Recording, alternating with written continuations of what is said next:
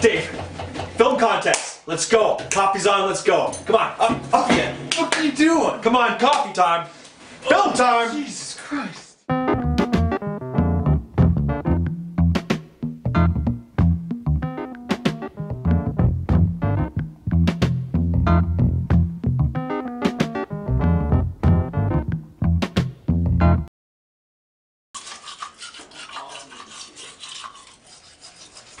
Dave, let's go, come on, hurry up. Let's go, we gotta go, come on. Just brush your teeth. Faster, let's go, come on.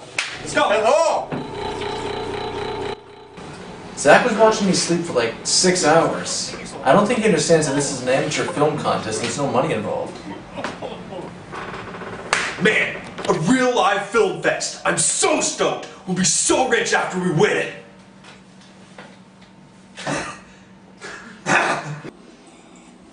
Let's go, let's go, let's go, let's go! So, you've hired me to be the cameraman for this 24-hour film fest. What would you say your influences are? How do you think this thing's gonna go? I wouldn't really say I've had any huge influences. I'm a pretty low-key guy. I'm just excited to get a movie out there about Toronto.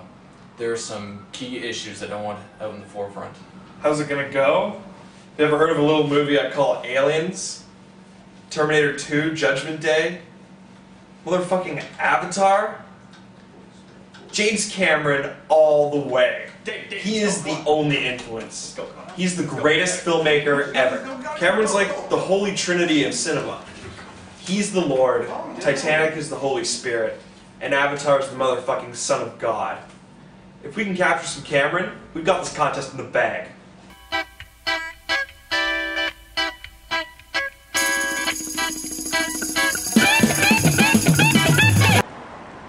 I don't really know what to expect. You have to keep an open mind about these things, you know? I'm gonna say a lot of guns, hardship, sacrifice, personal choices, a lot of scantily clad CGI women. Alright, here's the topic. Alfred Hitchcock once said, "Drama's life without the dull bits cut out. Many great films deal with simple, everyday events reaching a more universal level of meaning. Piecing together disparate events and stories into a fluid narrative that resemble the world we live in is the mark of a great filmmaker." Mm-hmm. Okay. Right.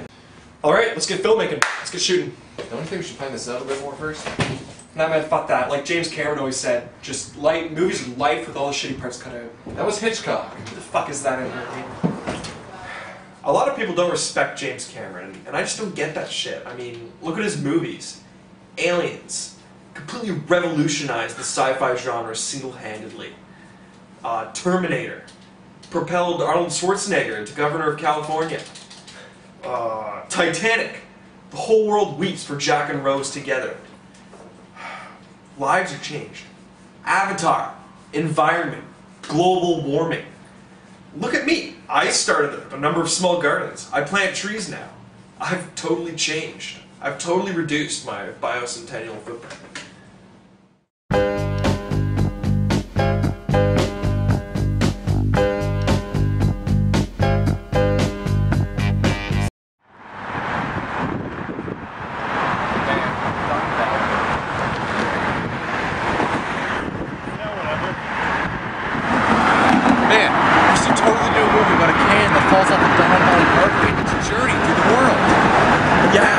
And the can could like take over the government, and it would get a nuke, and like it would eventually just like take over southern Ontario. It was just a can. And it would move its way all the way up to the rest of Ontario and the rest of the entire country. It's just a can. Man, a movie about a can? Where are the explosions? Let's go. To be honest, I'm a little worried about Zach's Cameron obsession. He thinks we're just going to shoot a bunch of random shit and magically have Avatar 2 done by this time tomorrow. Titanic. The highest grossing movie for 12 years. And what beats it? Avatar. Only James Cameron can outdo James Cameron. Alright, so what's the plan, Zach? You're the director. You know, I've always pictured myself as the filmmaker and never the director. If that makes any sense at all. What? James Cameron. Dave, we're gonna go out there and we're gonna film a bunch of random shit and we're gonna put it all together and we're gonna make a masterpiece. It'll work. How do you think Terminator 2 happened?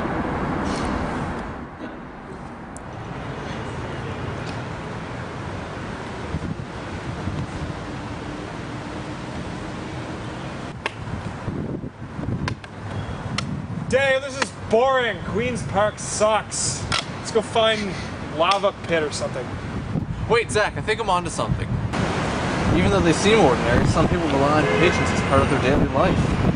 That's exactly like my idea, except the pigeons have computer chips in their brain, and they're programmed to resist the humans who are littering in their living space.